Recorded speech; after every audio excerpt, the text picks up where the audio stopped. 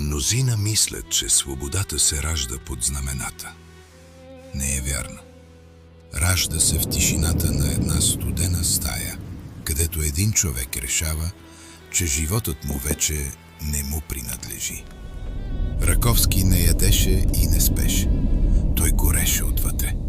Туберкулозата ядеше дробовете му, но той бързаше да построи България в главите ни, преди тялото му да се предаде.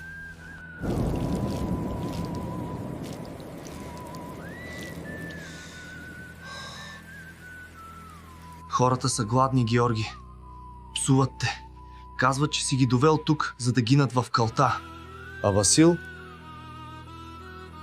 И той ли ме псува?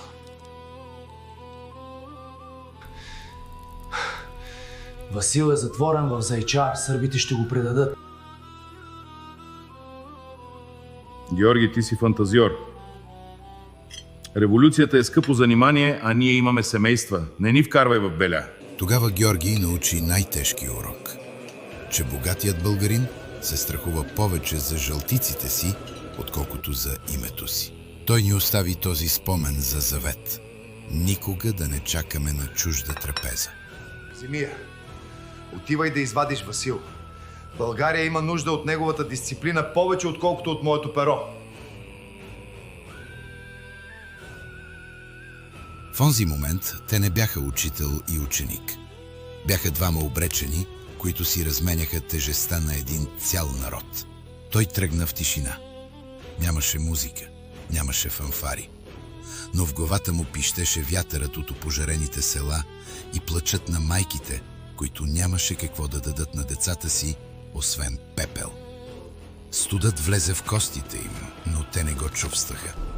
Водеше ги името на един затворен човек и мечтата за един свободен народ. А техният лидер вече го нямаше. Години по-късно, когато разпитвах малцината оцелели, те винаги започваха от тук. От миризмата на тиня и барут на оня бряг. Казваха, че в оная нощ не са пресичали просто река. Пресичали са границата между живота, който познават, и легендата, която ги очаква. Георги вече не беше сред тях, за да им даде знак. Беше си отишъл, оставяйки след себе си една непосилна мечта.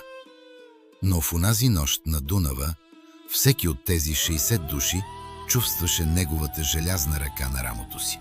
Те знаеха, Васил е в окови, Раковски е в пръста, България е сама. И те са единственото, което тя има. Така изчезнаха от света на хората и влязоха в света на вечността. Мъглата ги погълна като майчина пазва. На другата сутрин България вече не беше същата. Искаш да правиш AI видеа като тези, които гледаш? Запиши се за курса. Линк в профила.